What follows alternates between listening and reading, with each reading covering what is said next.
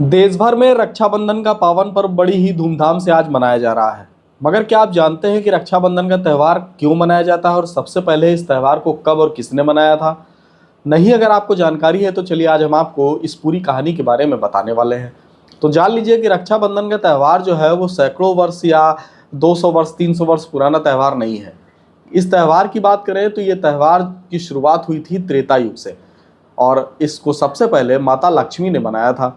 तो चलिए इस कहानी को आपको विस्तार से बता देते हैं। तो आपको बता देते हैं कि त्रेता युग में जब धरती और स्वर्गलोक पर राजा बलि का अधिकार क्षेत्र हो चुका था, जिस पर देवताओं ने भगवान विष्णु के पास पहुंचकर धरती और स्वर्गलोक को मुक्त कराने के लिए गुहार लगाई, जिस पर भगवान विष्णु ने वामन अवतार लिया और वह धरती पर प्रकट हुए। जिस वक्त भगवान विष्णु वामन अवतार लेकर प्रकट हुए थे, उसी वक्त राजा बलि एक यज्ञ कर रहे थे।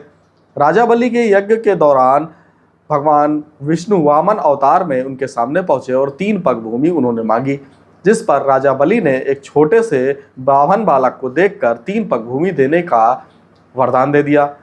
जब भगवान विष्णु ने अपने 52 अवतार में पहले ही पग में पृथ्वी लोक को नाप लिया, वहीं दूसरे पग को स्वर्ग लोक के रूप में माप लिया, तो तीसरा पग उन्हें रखने के लिए जगह चाहिए थी।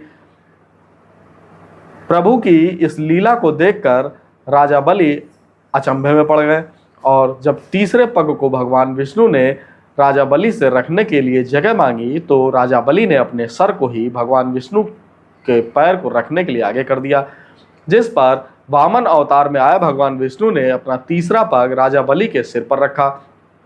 भगवान विष्णु राजा बलि से अत्यंत प्रसन्न हुए और उन्होंने राजा बलि से एक वरदान मांगने को कहा।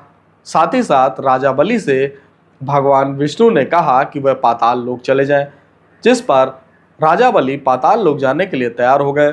मगर इसी दौरान राजा बलि ने भगवान विष्णु को भी अपने अतिथि के रूप में पाताल लोक चलने के लिए निवेदन किया।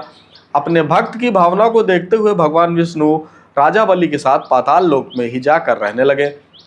इस पर माता लक्ष्मी काफ़ी लंबे अरसे तक परेशान रही और भगवान विष्णु के वापस अपने लोक में न आने के चलते वह इस पर चिंतन करने लगी, जिस पर माता लक्ष्मी ने नारद मुनि से जब भगवान विष्णु को वापस लाने को लेकर चर्चा की, तो नारद मुनि ने उन्हें एक सुझाव दिया। उन्होंने कहा कि राजा बलि को यदि माता लक्ष्मी अपना भाई बना ले और उनसे भगवान विष्णु को मांग ले, तो राजा बलि उन्हें मना नहीं करेंगे और भगवान विष्णु अपने लोक में वापस आ सकेंगे। जिसके बाद माता लक्ष्मी पाताल लोक पहुंची और उन्होंने राजा बलि को अपने भाई के रूप में स्वीकार किया। एक बहन को पाकर राजा बलि भी अत्यंत प्रसन्न हुए। अपने भाई की रक्षा के लिए माता लक्ष्मी ने उनके हाथों पर एक रक्षा सूत्र बांधा। राजा बलि के हाथों में जब माता लक्ष्मी ने रक्षा सूत्र बांधा, तो राजा बलि ने भी अपनी बहन से कुछ मांगने को कहा, जिस पर माता लक्ष्मी ने राजा बलि से भगवान विष्णु को ही मांग लिया और अपनी बहन के द्वारा भगवान विष्णु को मांगे जाने पर राजा बलि ने ही खुशी खुशी भगवान विष्णु को उन्हें सौंप दिया। जिसके बाद माता लक्ष्मी भगवान विष्णु को लेकर अपने लोक लौट सकी और उसके बाद से ही हर वर्ष माता लक्ष्मी अपने भाई राजा बलि को रक्षा सूत्र बांधने जाने लगी। तब से लेकर आज तक रक्षाबंधन का पावन पर्व मनाया जाने लगा और इस रक्षाबंधन के पावन पर्व पर बहन अपने भाई की सुरक्षा और लंबी उम्र की कामना के लिए एक रक्षा सूत्र बांधती है। बहन जब अपने भाई की कलाई पर राखी बांधती है तो उसकी लंबी उम्र की कामना और स्वस्थ होने की कामना करती है। तो वहीं भाई भी अपनी बहन के द्वारा बांधी गई राखी के बाद अपनी बहन की रक्षा और सुरक्षा का वादा करता है। सनातन धर्म में सबसे पवित्र त्यौहार हिंदुओं का रक्षाबंधन के रूप में मनाया जाता है। हमारे द्वारा दी गई जानकारी आपको कैसी लगी, हमारे कमेंट्स बॉक्स में जरूर बताएं। जय हिंद, जय भारत, जय सनातन धर्म।